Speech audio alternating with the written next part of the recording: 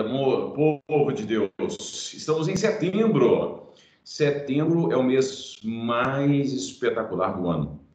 Primeiro porque é o seguinte, agosto demora 7 meses para passar, né? Agora, nem entendi o que foi agosto, mas agosto geralmente demora uns 7 meses para passar, e setembro já encaminha já vai encaminhando para o fim do ano, tá ligado? Além disso, ademais, além dessas coisas, setembro é o mês do aniversário da pessoa mais especial do universo, né? É isso mesmo. Então, é aquela coisa maravilhosa, sensacional, espetacular. Moçada, alguns avisos práticos. Primeira coisa, a diagnóstica que vocês fizeram na quarta-feira, eu devo começar a publicar os resultados. Eu devo pegar mais firme assim para corrigir a partir de terça. Eu tenho até sexta-feira da semana que vem para corrigir. Então, até a próxima aula vai estar tudo corrigido, tá bom? Então, a nota vai estar lá. Dessa vez foi melhor do que das outras vezes, porque lá no campus vocês já estão familiarizados, enfim, né? E aí eu vi que 90% dos alunos fez, então isso foi um sucesso maravilhoso, espetacular, sensacional. E então é isso. Então eu corrijo até a semana que vem. Bem, as barbas do imperador, nós só temos a última apresentação, vai ser do oitavo hoje às 11 e alguma coisa, e aí a gente vai fazer essas apresentações e, enfim, finalizar. De uma forma geral, assim, principalmente na semana passada, as apresentações foram muito boas, excelentes, maravilhosas, espetaculares, sensacionais, garburosas. Agora, dessa semana foi assim, muita gente deixou de apresentar, tal, e eu vou criar um mecanismo para colocar essa atividade como feita e não feita no campus, tá? Então, quem não apresentou, eu avisei, reavisei, triavisei, quadrivisei, quintovisei. A gente teve o horário lá específico para fazer, vocês sabiam os capítulos que tinham para fazer, então é isso. Qualquer dúvida é só me chamar lá no chat, tá bom? Bem, que mais? A gente vai fazer uma atividade, eu devo postar essa atividade não na terça-feira. Por quê? Porque eu quero fazer um vídeo, vou tentar fazer, se ele ficar muito grande, eu não posto, tá? Agora, se ele ficar com um tamanho razoável, eu vou fazer um resumaço do livro inteiro. Vocês vão fazer com a mesma dupla, ou enfim, com o mesmo trio, uma atividade que é semelhante à atividade lá da tabela, vocês vão fazer com um coleguinha sobre o livro. E aí eu devo postar no dia 15 de setembro, tá? No dia 15 de setembro eu devo colocar lá para vocês uma atividade a respeito do livro As Barbas do Imperador, tá? Então eu devo fazer algum comentário sobre As Barbas do Imperador. No plantão na semana que vem, eu vou dedicar o plantão para falar só do livro. Aí eu faço isso, ao invés de gravar um vídeo, aí eu faço um resumaço no plantão. Aí, resolvi o problema. Tá vendo como é que eu começo a falar com vocês e vocês ficam aí mexendo no celular, mexendo em outras coisas? Eu tô falando coisas importantes para vocês, pessoal. Presta atenção aqui em mim, tá? Não pela minha estética, mas pelo que eu estou dizendo, tá bom? Muito bem. E aí, o que eu quero dizer, então, que na quinta-feira da semana que vem, não tinha pensado, pensei nisso agora. Na quinta-feira da semana que vem, eu vou fazer um resumo do livro As Barbas do Imperador. E aí o plantão fica gravado, eu sempre deixo ele gravado para não ter que gravar mais um vídeo. Aí eu gravo o plantão e aí faço, porque aí eu acabo explicando outras coisas também, porque o que eu estou explicando na aula coincide com o conteúdo das Barbas do Imperador. Foi um casamento assim perfeito, maravilhoso, sensacional, tá? E aí a gente já vai encaminhando para o fim, inclusive. Daqui 2 semanas a gente já vai estar terminado o segundo reinado. Então é espetáculo, pessoal. Simplesmente a gente vai estar no conteúdo assim bonitinho, certinho. E se vocês estiverem me acompanhando, deu pouco, gente, já tem 80 pessoas aqui hoje. Se vocês estiverem me acompanhando, vocês vão abaixo. Vocês saberão de todos os conteúdos básicos necessários para mirar no mundo, tá? Então é isso. E aí, quando vocês forem muito ricos e conseguirem muito sucesso por causa das aulas de história do 8º ano, lembre-se do professor. Cara, eu estou aqui milionário, já muito rico, eu vou fazer uma doação para aquele professor de história que continua lá trabalhando, labutando com adolescentes. Pode mandar cheque de 1 milhão e tal, mas isso no futuro, daqui uns 20 anos. Beleza? Tranquilo? Combinado? Fechado. Então, tô aguardando, tá? E aí é só me achar nas redes sociais, me procurar lá e aí a gente conversa inbox. Tá bom? Resolvido? Então é o seguinte, só para recapitular, antes da gente ir para aula. Na terça-feira, eu vou deixar, na semana que vem, eu vou deixar uma lista sobre o segundo reinado, sobre a parte que eu cobri, sobre o segundo reinado, vou deixar o gabarito. E só vou deixar essas duas coisas, tá? Mais nada. Uma lista aí com umas 7, 8 questões e o gabarito, beleza? Tranquilo. Na quinta-feira, eu vou fazer um resumo do livro As Barbas do Imperador, aí eu faço o plantão, gravo e deixo lá para vocês. Na sexta-feira, a gente dá continuidade ao conteúdo sobre o segundo reinado. Na outra semana, na postagem da terça-feira, que vai ser no dia 15 de setembro, eu vou deixar uma atividade que você, juntamente com o coleguinha, você, o José Crius e o Mário Osvaldo, vocês podem fazer lá e responder a questão. Vocês vão entrar no campus e vão fazer uma atividade especificamente sobre as Barbas do Imperador. Beleza? Tranquilo? Coisa boa. Alguma dúvida por enquanto? Vocês entenderam isso? Cadê a minha secretária para colocar essas datas aí? Alguém que tenha um bom coração, que seja uma pessoa maravilhosa, espetacular, que seja assim, né? Aliás, tem vários, eu não vou citar nominalmente para não causar ciúmes, né? Mas tem pessoas maravilhosas aqui no 8º ano. Deixa eu ver o que vocês estão falando aqui. Estou abrindo aqui o chat do Teams.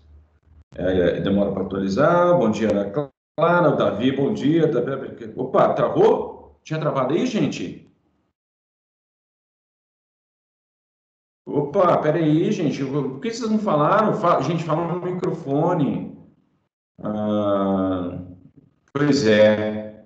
Então, moçada, de vocal. Não, tanto de bom dia. Bom dia, bom dia, bom dia, bom dia. Gente, vocês não fazem ideia o tanto que eu fiquei feliz no plantão. Apareceram quantas pessoas, ô Matheus, que apareceram? 12, 13 pessoas? Cara, foi maravilhoso, cara. A gente foi assim. E não, mas as respostas certas. O campo não mostra. Ô, Gabriela, então eu vou fazer o seguinte. A de hoje? Ah, não mostra mais, não? Gente, não mostra mais?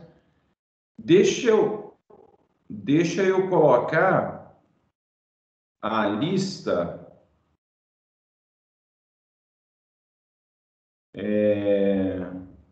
7/9 é meu aniversário, tá, gente? Então, eu vou repetir. Tá? Pediram para eu repetir aqui as datas. Tá, ô, Gabriela, eu vou colocar Eu vou colocar na mesma... Onde está a trilha? Onde está a trilha? Eu vou colocar uma imagem. Eu faço o garabito. Eu coloco o garabito lá e coloco uma imagem lá com ele. Aí vocês confiram lá depois, tá? E aí depois dessa aula eu faço isso. Beleza? Então é o seguinte, tem gente que está perguntando para mim a respeito das datas. Vamos recapitular aqui rapidinho, porque a gente precisa falar muito, eu preciso falar muito hoje, muito. E vocês precisam prestar atenção. Para de mexer no celular. Então é o seguinte, na terça-feira da semana que vem eu vou deixar uma lista, que eu não sei mais o número da lista, mas é a lista sobre o conteúdo que eu vou abordar hoje, tá? Vou deixar a lista e o gabarito. Então, no dia 8 de setembro, lista... Se alguém, inclusive, puder entrar no campus e ver qual foi a última lista que eu dei, aí vou colocar você no potinho. Então, eu vou deixar uma lista sobre o segundo reinado e o gabarito, beleza? No plantão do dia 10, que é na quinta-feira, eu vou fazer um resumo do livro As Barbas do Imperador, por capítulo, né? Eu vou falar o que tem em cada capítulo, tá? Coisa linda. Ah, Carol. Ah, mas a Carol não vale. A Carol já morava no potinho. E aí, é o seguinte, então na quinta-feira, dia 10, eu vou fazer um resumo das Barbas do Imperador. Na sexta-feira, eu vou continuar com o conteúdo sobre o segundo reinado. Aí, na terça-feira da outra semana, que é o dia 15, eu vou deixar lá uma atividade sobre o livro As Barbas do Imperador. E vai ser no campus, vou deixar lá no campus, como se fosse uma diagnóstica, tá? Não é uma diagnóstica, mas ela vai valer, inclusive, como interação, como resposta correta, tal. Então, vou deixar lá no campus lá sobre As Barbas do Imperador. Beleza? Então, por enquanto é isso. Então, essas são as datas que vocês precisam saber.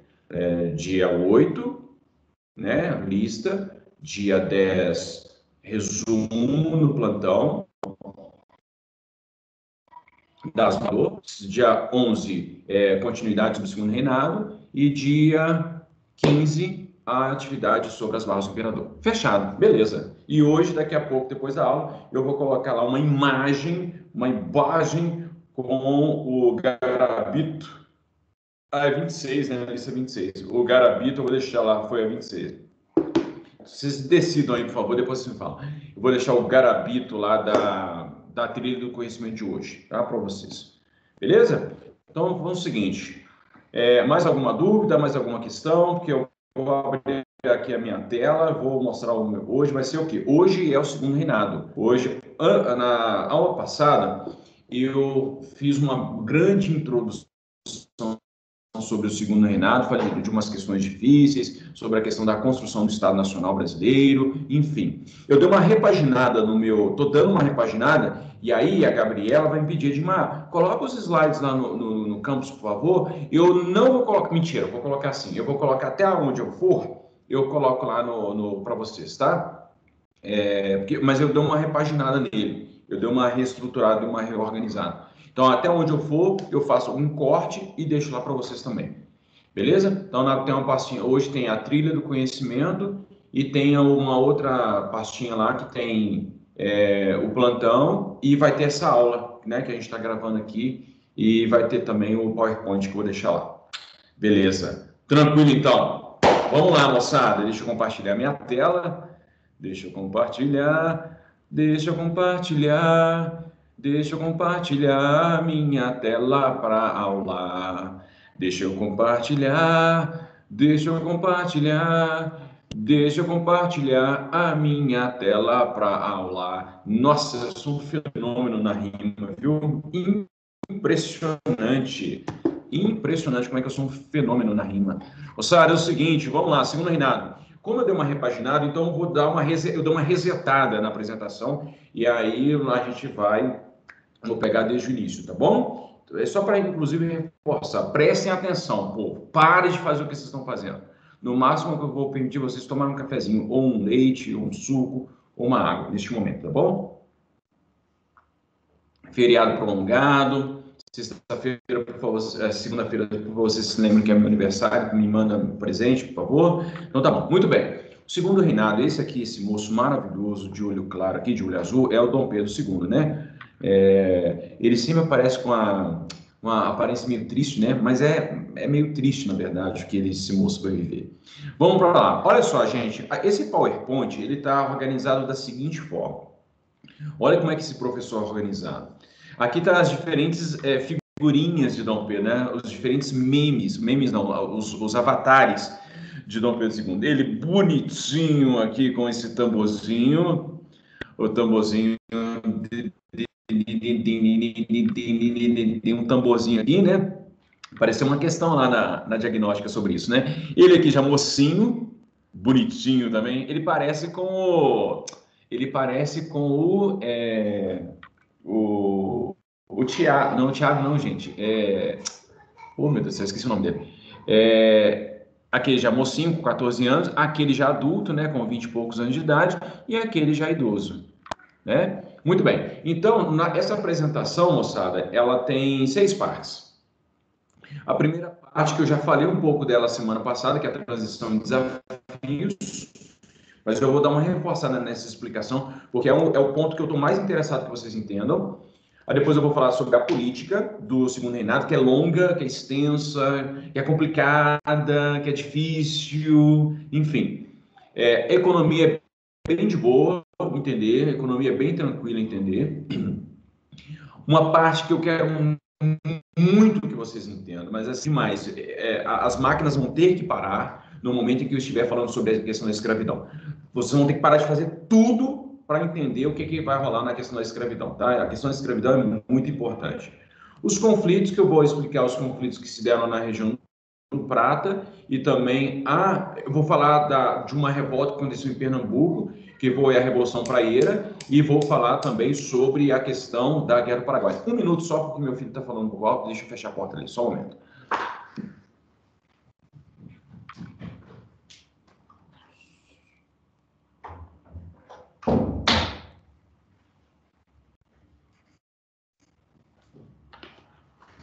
Bem, então, nos conflitos eu vou falar sobre a Revolução Praieira, que aconteceu em Pernambuco em 1848.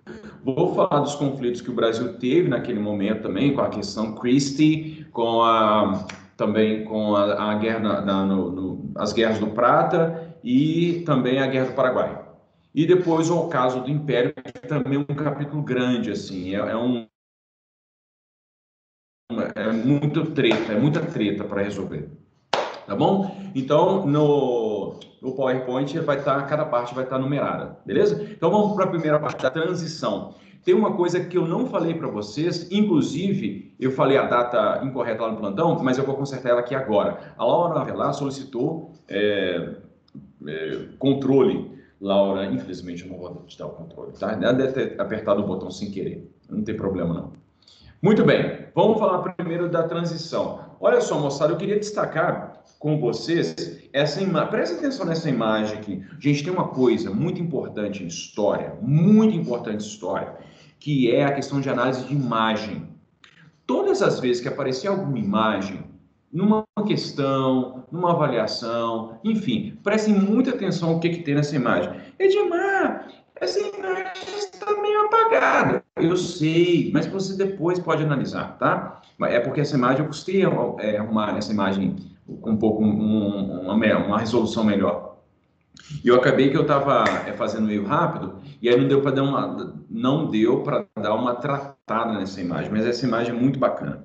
Bem, é o seguinte, não está travando não, pode parar com isso, gente, não está travando não. Estou aqui falando que, ó, inclusive, eu posso até cantar para vocês verem que não está travando, mas vamos lá. Essa imagem aqui, ela é feita pelo Ângelo D'Agostini. Eu vou até escrever o nome dele aqui, porque esse é um cara que ele fez muitas charges no Brasil na época do Império. Ângelo D'Agostini.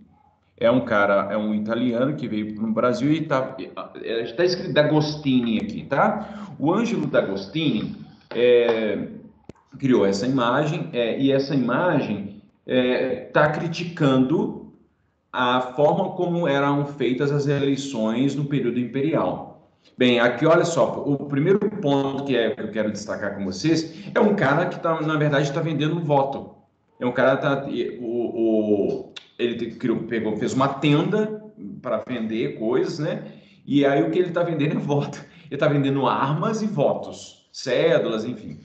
E aí a barraca dele se chama Bazar Eleitoral.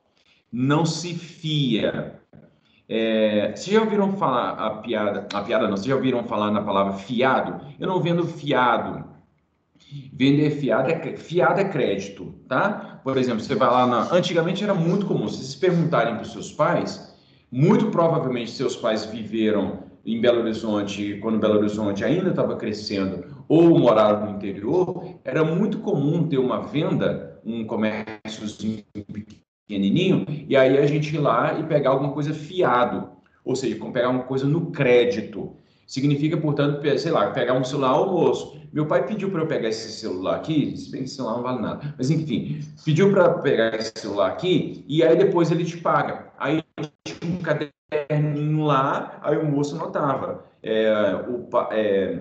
O José Creuso pegou o celular. Aí você assina e deixa assinado. Aí depois, no final do mês, o seu pai ia lá, o pai do José Creuso ia lá e pagava. Então, é venda fiado, tá? Só que aqui, o moço que está vendendo as cédulas e também armas, ele diz, não se fia, porque, na verdade, ele está criticando que a eleição não tinha crédito. Olha que sensacional o que o Ângelo D'Agostini faz. Os processos eleitorais durante o segundo reinado não eram dignos de crédito, dignos de crença, dignos de validade, entende? Então, quando você não fia, você não dá crédito. Então, você não dava crédito para as eleições. Muito bem. Por quê? Porque houve muita fraude. Porque o voto, segundo a Constituição de 1824, o voto é um ato público. O que isso significa? Significa que quando você chegava no local de votação, você tinha que anunciar o seu voto, para mostrar mesmo que você toma posição. Então, eu chego e eu voto no Mário Osvaldo para ser vereador aqui da paróquia. Então, ele anunciava. Bem, como o voto era anunciado, todo mundo sabia em quem você votou. E aí, dependendo, imagina, hoje no Brasil, nós temos uma situação polarizada, né? No Brasil, o Brasil tem uma crise política e tem uma polarização. Naquela época, tinha também uma polarização entre os conservadores e os liberais. Então, se você fosse conservador, chegava num local onde tinha muito liberal e anunciasse seu voto, você poderia ter problema ali, tá? Mas enfim, daqui a pouco eu vou falar sobre o que poderia acontecer com você.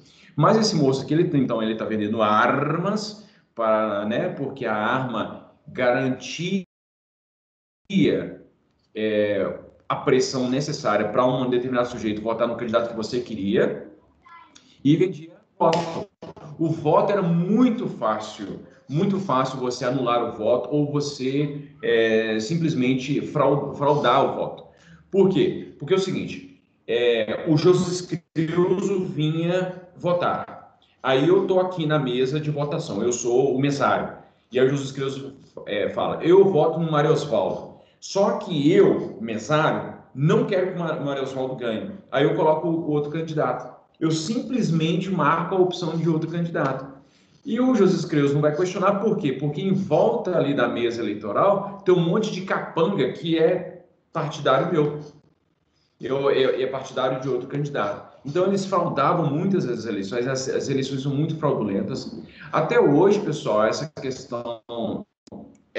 uma questão que está no imaginário da população mundial. Não só brasileira, mas mundial.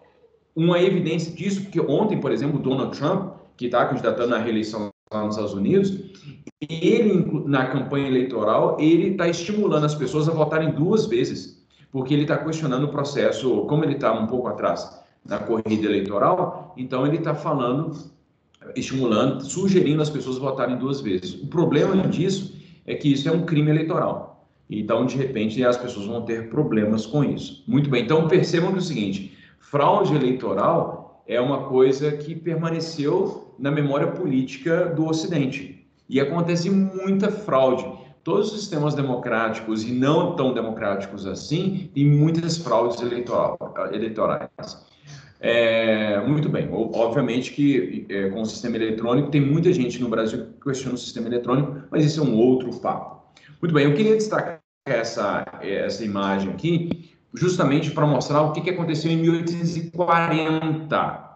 O que aconteceu em 1840 foi o seguinte, assim que os liberais, o pessoal ali da Casa da Joana, a galera reunia numa casa, os liberais se reuniam numa casa, para discutir política e tal, e eram liberais.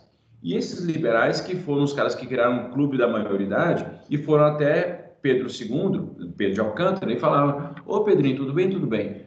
Tá crescendo a barba, hein? Ah, tá. Olha só, você quer que a gente reduza a maioridade para você assumir?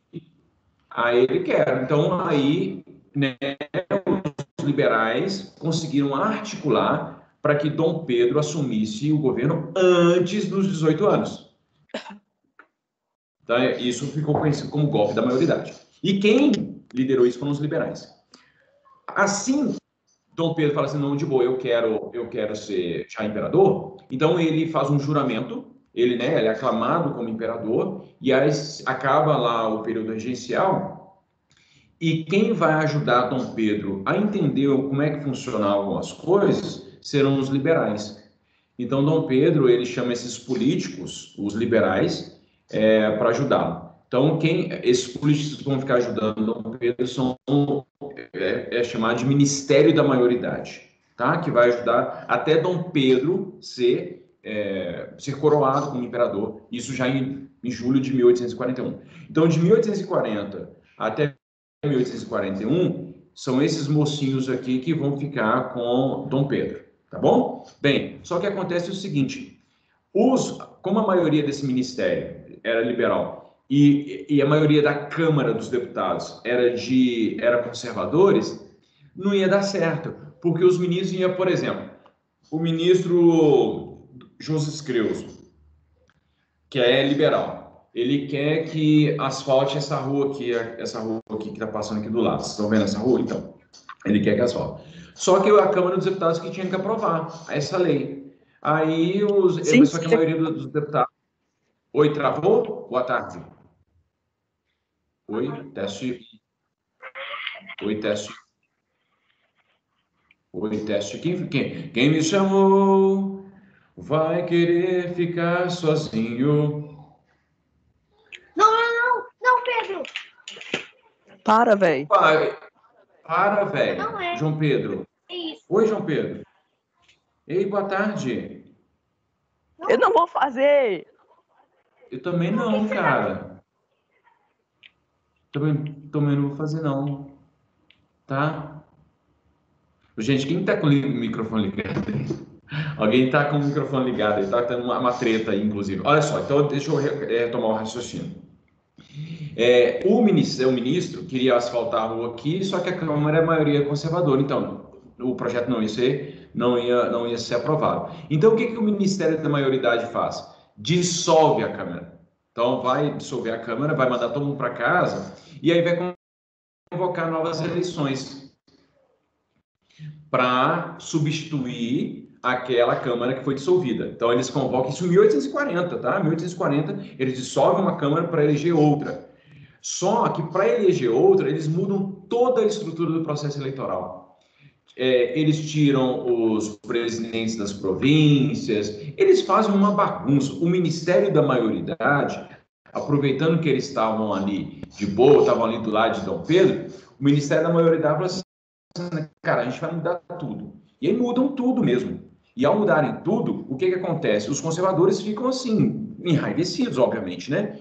Então, no processo eleitoral para eleger uma nova Câmara, acontecem fraudes, espancamentos, o cara ia votar, o cara, se ele fosse conservador, se todo mundo soubesse que ele era conservador, eles fraudavam o voto do cara, foi uma bagunça. E essas eleições ficaram conhecidas como eleições do cacete. Então, as eleições legislativas de 1840, que foram feitas para substituir a Câmara dissolvida, foram chamadas de eleições do cacete, porque os liberais que formavam o ministério empreenderam uma forte violência contra os conservadores. Os conservadores, obviamente, protestaram. Dom Pedro, o senhor está sabendo o que está acontecendo? O povo está... Inclusive, teve gente que morreu, gente. Teve gente que foi morta, né, nessa história toda. E aí, no final das contas, eles conseguiram chegar a Dom Pedro e aí falar que tudo que estava acontecendo. E aí, Dom Pedro falando, não, tudo bem, então. Aí, Dom Pedro, antes um pouquinho ali da coroação, ele vai dissolver esse ministério liberal. E aí, ele vai convocar um novo ministério com uns caras ali um pouco liberais, mas a maioria conservadora, tá? Então, essa briga entre liberais e conservadores irá dar a tônica da política brasileira no segundo reinado. Então, conservadores e liberais vão ficar brigando o tempo todo. Mas, depois eu falo esse mas, daqui a pouco eu falo por que tem um mas aí. E aí, no final das contas, os conservadores que vão estar com Dom Pedro, quando ele é coroado, majoritariamente conservadores, eles vão restabelecer o Conselho de Estado. O Conselho de Estado é o seguinte, é um grupo que vigia Dom Pedro. Porque, por exemplo, o Dom Pedro I fazia tudo da cabeça dele. Ele tinha o poder moderador, ele é reestabelecido. Mas o Dom Pedro I fazia tudo. E aí criou um grande desgaste com os políticos de uma forma geral. Dom Pedro II, como era um cara mais de boa, Então, ele achava que era interessante ter ali próximos políticos, né? Ouvir um e ouvir o outro, para sempre conseguir dar afago para um e afago para o outro. Bem, então o Conselho de Estado, que era um grupo de políticos muito respeitados, essa galera meio que controlava Dom Pedro. Mas não teve muito problema, na verdade, entre o Conselho de Estado e Dom Pedro. Acontece que esse Conselho de Estado, no final das contas, que determinava o tom da política no Brasil. Para muitas coisas, eles que decidiam tudo. Então, o poder, muitas coisas que, por exemplo, deveriam ser decididas, sei lá no Pará, era decidida pelo Conselho de Estado. Então, acabou que, no final das contas, houve um processo de centralização que era aquilo que os conservadores queriam, tá? A eleição do Conselho de Estado, a formação não foi eleito por ninguém, só foi escolhido as pessoas. O Conselho de Estado era composto por 25 membros que tentavam controlar ali, que dialogava diretamente com Dom Pedro e também com seus ministros para decidir algumas coisas importantes para o país, né? E aí esse grupo ajudava e também freava um pouco o âmbito, o apetite absolutista de Dom Pedro. Bem, então a marca, no final das contas, a marca da política, a política do segundo reinado é a centralização política, tá? E por que houve essa centralização política? Porque principalmente a elite presente no Rio de Janeiro conseguiu convencer Dom Pedro que o melhor a ser feito era isso. Então eles vão ficar sempre ao redor de Dom Pedro, dezenas de políticos vão ficar ali ao redor de Dom Pedro, para que ele tomasse as melhores decisões para o país de acordo com a cabeça desses políticos. Mas sempre havia uma disputa entre esses mesmos caras, existia porque uma parte deles era liberal, uma parte deles era conservador. Então eles vão sempre disputar ali a hegemonia, ou enfim, né, a opinião que iria prevalecer na política brasileira. Mas o poder político no segundo reinado é centralizado ali na corte brasileira no Rio de Janeiro, tá? Em detrimento das vontades das províncias. As províncias vão ter que pedir sempre bênção para o imperador ou para o Conselho de Ministros, Conselho de Estado, quer dizer, para os ministros, para os deputados e por aí vai. Muito bem. Já tinha mostrado essa imagem. Dom Pedro se torna imperador aos 15 anos de idade, na coroação no dia 18 de julho. Os desafios eu também já falei para vocês sobre a questão das rebeliões que foram apaziguadas. Havia, quando Dom Pedro assumiu, havia ainda duas rebeliões que estavam ainda em curso, né? A Balaiada e a Guerra dos Farrapos. Então, as coisas foram encaminhadas, as coisas foram estruturadas. O que vocês têm que entender é que Dom Pedro representava a figura dele apaziguava as diferenças. As pessoas queriam que Dom Pedro assumisse o trono. E aí, então, eles se mobilizam, são mobilizados para a estabilidade, para a tranquilidade. A disputa continuou entre liberais e conservadores, mas, de uma forma geral, assim, os ânimos sociais foram apaziguados, porque Dom Pedro representava a possibilidade do sucesso. Toda a confiança, toda a esperança, todos os melhores sentimentos em torno que as pessoas nutriam, elas depositavam em Dom Pedro. E Dom Pedro, no final das contas, por ser um cara moderado, por ser um cara mais assim... Ele não gostava de política, na verdade. E por ser um cara assim mais de boa, ele acabou dando certo, no final das contas. Dom Pedro é um dos poucos cases de sucesso na história do Brasil em que um político consegue convergir as diferenças. Pouquíssimos presidentes conseguiram esse tipo de coisa, tá? E isso tem a ver com a estabilidade econômica. Aquele governante que conseguir dar uma certa estabilidade econômica para o país, geralmente ele consegue uma popularidade mais alta e consegue convergir as diferenças. Sempre vai haver os extremos de um lado e de outro, mas ali uma grande massa que compõe ali a massa, né, enfim, né, do centro, essa galera vai ora para um lado, ora para o outro, né? Dependendo da questão da estabilidade econômica. E Dom Pedro foi esse cara conseguiu, em torno dele, manter essa estabilidade política, mesmo com a disputa entre liberais e conservadores. Mesmo assim, ele conseguiu manter ali uma certa estabilidade. Só vai ter uma revolta de grande vulto, de grande significação, significação no país neste momento. Só a Revolução Praieira, em 1848, mas ela tem algumas peculiaridades, a gente vai entender por que depois. Tá? Muito bem, então Dom Pedro consegue, e ele consegue tanta estabilidade que as décadas de 40, 50 e 60, ó, de boa, até meados da década de 60, bem de boa, porque coincidiu também com a questão do café, porque o café salvou a economia brasileira, e eu vou falar disso também depois, tá bom? Ó, então o Dom Pedro, inicialmente, ele sobe ao poder, ele é coroado, todo mundo, viva o Pedro, viva o imperador, tal, bonitinho, né? Se casa, é um cara mais discreto, é um cara mais tranquilo, é um cara que era muito curioso, gostava muito da ciência, andava pelas ruas, enfim. Então as pessoas se identificavam com ele, a coisa foi apaziguada, de uma forma geral, mas não foi apaziguada principalmente no calcanhar de Aquiles do Brasil, que é a questão dos escravizados e seus descendentes. Esse é o calcanhar de Aquiles do Brasil. Não estou dizendo que os escravizados são um problema. O problema é a estrutura que escravizou pessoas. Essa estrutura foi um grande problema para o Brasil e é até hoje. Até hoje, a nossa herança escravocrata atrasou demais o Brasil, mas demais a conta. E aí eu vou tentar mostrar para vocês o porquê. E também isso eu vou fazer depois. Bem, continuando aqui. Vou tentar destrinchar um pouco melhor a questão da política, porque eu falei ali com a confusão que foi no início, liberais assumem o governo, fazem as eleições do cacete, aí depois eles são dissolvidos, aí vem os conservadores, tiram os liberais de cena e por aí vai.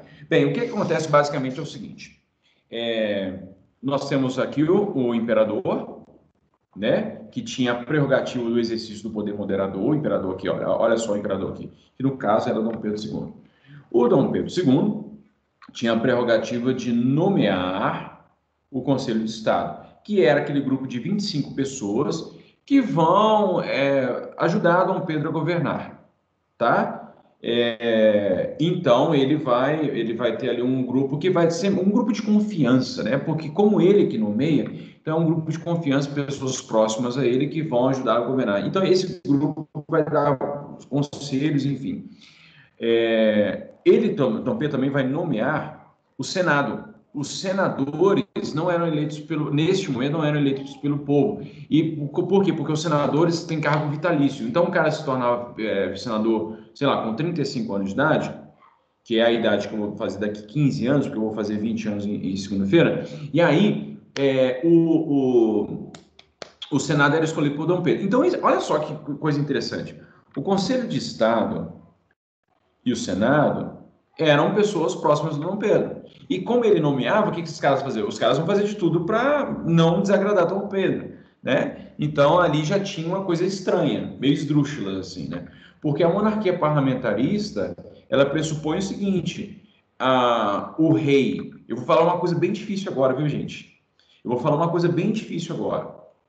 Na monarquia parlamentarista, o rei tem poder de Estado e o parlamento tem poder de governo. Ixi, Edmar! Sério. Estado e governo não é a mesma coisa. Não é a mesma coisa.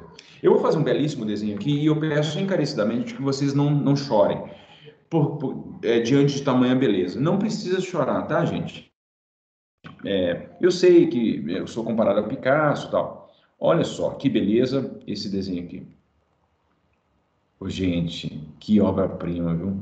Isso aqui é uma casa, né? Uma casa. Vamos imaginar que o Estado brasileiro seja uma casa, tá? Estruturada, embasada, com as paredes, com o teto, enfim. Esse é o Estado, tá? Então eu vou chamar de E. Esse é o Estado. É um E ali, viu? Ficou meio estranho, mas é um E, tá? Então esse é o Estado, é a casa. O governo são as pessoas que moram, que eventualmente podem mudar e moram por um tempo. Moram ali, sei lá, por 4 anos, moram ali por 5 anos, enfim. Então, a casa é a estrutura. A casa é a estrutura. O que garante que o Brasil é uma monarquia? O rei. A existência do rei garante que o Brasil é uma estrutura estatal monárquica. Eu vou falar de novo. O rei é a pessoa que garante a estrutura política, a estrutura institucional, que a gente chama de monarquia. Então, a gente estatalmente, né, essa palavra não existe, mas enfim, o Estado brasileiro é uma monarquia, e para que isso exista, tem que ter um rei. Então, o rei tem poder de Estado. O rei é a casa. O rei representa a casa.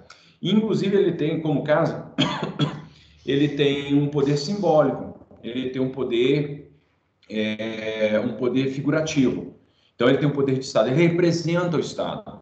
Então, por exemplo, se tivesse, sei lá, qualquer coisa e precisasse a representação do Estado brasileiro, quem iria representar o Estado brasileiro seria o imperador. Então, o imperador tem poder de Estado, né? O rei tem poder de Estado. Agora, quem governa de fato é o parlamento. E o parlamento é formado pela Câmara dos Deputados, pelo primeiro-ministro e por aí vai. Perfeito, não ficou, gente? E aí o seguinte, então o parlamento que governa, o parlamento vai decidir se vai asfaltar ou não a rua aqui, se vai dar $1 milhão para o professor Edmar, enfim, coisas importantes, quem fazia era o parlamento, e agora o imperador representava. Muito bem, isso é a estrutura da monarquia parlamentar, clássica. Só que no Brasil não era assim que funcionava. Não assim que funcionava. Por quê, Edmar? Justus Crios é o seguinte, porque Dom Pedro que escolhia o primeiro-ministro. E na monarquia parlamentar, por exemplo, meu filho abriu a porta ali de novo, só um momento. Fecha a porta.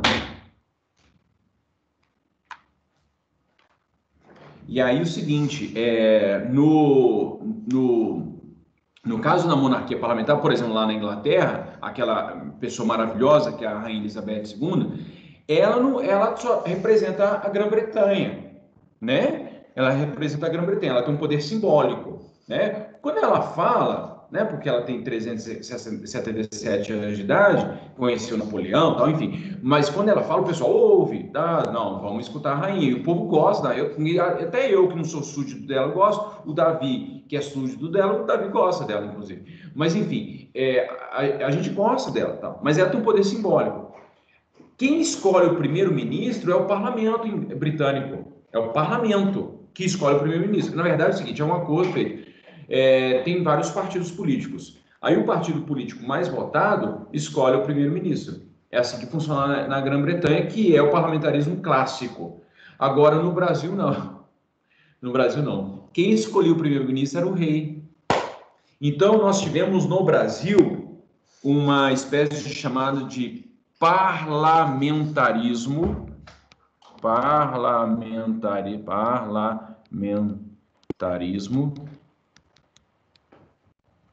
às avessas.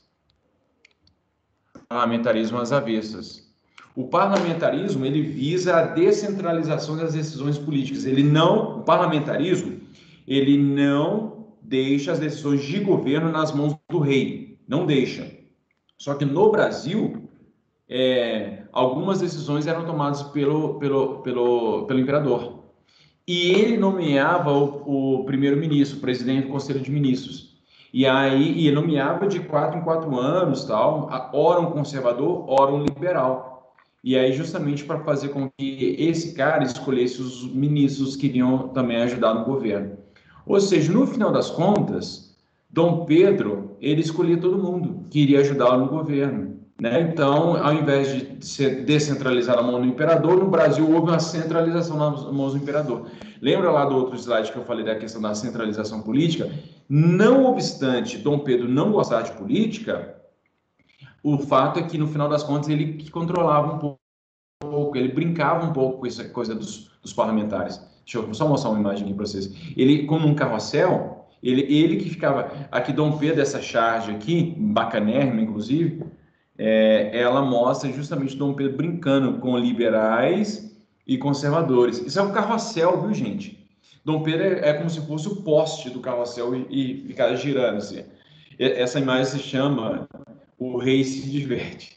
O rei se diverte enquanto há uma briga aqui entre liberais e conservadores. Essa senhora aqui com o chapéu de Napoleão, ela está girando ela está empurrando um ferro, assim, uma barra para fazer rodar, né? Porque Dom Pedro está estático e aí ele é movido, ele vai girando, girando, girando, girando, girando, girando, girando, girando, girando, girando. Ele vai girando assim, ó. Ele vai girando, né? Aí vai girando, aí girando assim. Aí ele vai levando, entendeu? Vocês entenderam? Aí vai girando assim, ó. Isso, já girei bastante. Fiquei até tonto, inclusive. Muito bem. Então, Dom Pedro que controlava, no final das contas, as coisas. Então, ele que controlava liberais e conservadores. E ele controlava de uma forma que é o seguinte, que ele não precisava fazer mais nada. Eu vou escolher você, hein? Você vai ser um excelente primeiro-ministro. E aí, enfim, não fui descartar. E aí, com isso, tinha mais... Não, tem um tempo ainda. Eu pensei que já estava acabando, gente. Não, calma. Então, eu tenho mais 3 minutos, então eu vou aproveitar esses 3 minutos. E aí, o que acontece? Os liberais e os conservadores, portanto, que teoricamente tinham plataformas diferentes, né? Os conservadores eram chamados de saquaremas e defendiam a centralização política. Teoricamente, os liberais, que eram chamados de luzias, defendiam a descentralização, né? Então, os conservadores defendiam a centralização política, então estavam próximos, gostavam ali do jogo da centralização, e teoricamente os liberais defendiam a descentralização. Entretanto, ambos os partidos políticos, defendiam, no final das contas, mais ou menos a mesma coisa. Gente, está travado aí para vocês? Não, né? Eles defendiam, no final das contas, a mesma coisa, porque eles defendiam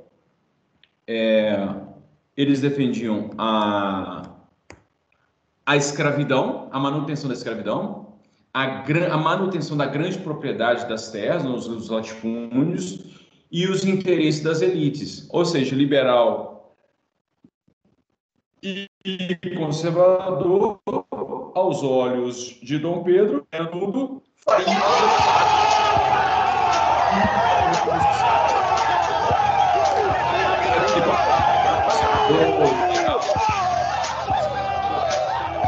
Liberal, tudo farinha no mesmo saco. E aí, enfim. Bem, por enquanto é isso. Eu queria mostrar esse slide só. Tem um som aqui que surgiu, eu não sei de onde que veio, gente, mas enfim, vocês me desculpem, tá bom? Enfim, farinha do mesmo saco. Vocês nunca mais vão esquecer que liberais e conservadores são todos farinha do mesmo saco. Mais uma vez, farinha do mesmo saco. Engraçado, de onde está saindo esse som? Não sei onde.